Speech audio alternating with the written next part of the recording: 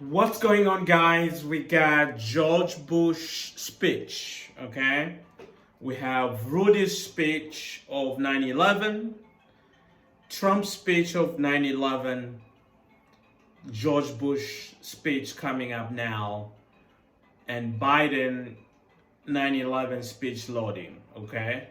So let's take a listen and watch what George W. Bush said, okay?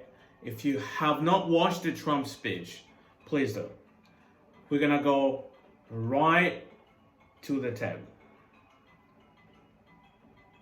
20 years ago, we all found in different ways, in different places, but all at the same moment, that our lives would be changed forever. The world was loud with carnage and sirens, and then quiet with missing voices that would never be heard again. These lives remain precious to our country and infinitely precious to many of you. Today we remember your loss, we share your sorrow, and we honor the men and women you have loved so long and so well. For those too young to recall that clear September day, it is hard to describe the mix of feelings we experienced. There was horror at the scale of destruction, and awe at the bravery and kindness that rose to meet it. There was shock at the audacity of evil, and gratitude for the heroism and decency that opposed it.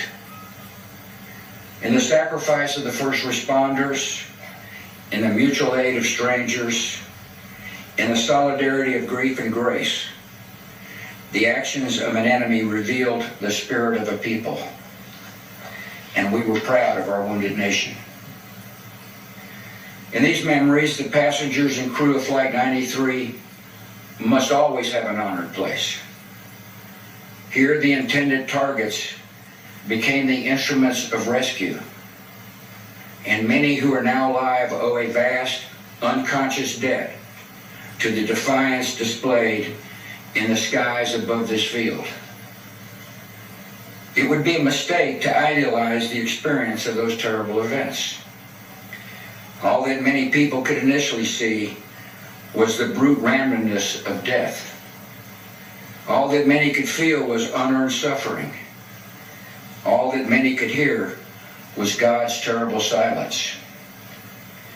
There are many who still struggle with a lonely pain that cuts deep within. In those fateful hours, we learned other lessons as well.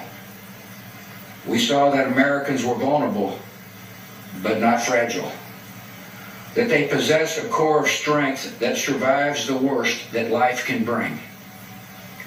We learned that bravery is more common than we imagined, emerging with sudden splendor in the face of death. We vividly felt how every hour with our loved ones was a temporary and holy gift, and we found that even the longest days end. Many of us have tried to make spiritual sense of these events. There is no simple explanation for the mix of providence and human will that sets the direction of our lives. But comfort can come from a different sort of knowledge. After wandering long and lost in the dark, many have found they were actually walking step by step toward grace. As a nation, our adjustments have been profound. Many Americans struggle to understand why an enemy would hate us with such zeal. The security measures incorporated into our lives are both sources of comfort and reminders of our vulnerability. And we have seen growing evidence that the dangers to our country can come not only across borders, but from violence that gathers within. There is little cultural overlap between violent extremists abroad and violent extremists at home. So now he comes to the homeland and he's talking about the violence and the extremists.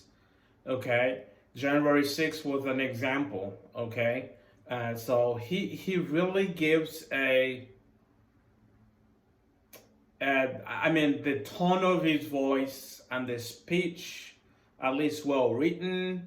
I did not and I do not agree with his war in Iraq, and all these things, but is actually thoughtful in this speech, in his delivery, and the content of it. Okay, so I'm just gonna stop here and make sure you watch the other part for Trump and Biden. Okay, let's maybe watch just few more seconds.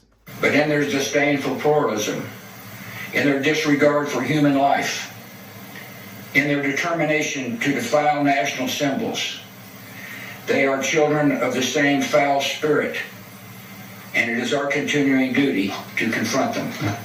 Amen, amen, amen, amen. The children of the foul spirit. So we're gonna have to confront those who are extreme, who are trying to harm us. Either here, domestic terrorism is still terrorism, okay? And those abroad. All right. So, all right, guys. Tell me what you think about George W. Bush's speech. Okay, it's not all of it. I didn't want this video to be too long, but hey, thanks for watching and thanks for subscribing. I'll see you in the next video. Bye.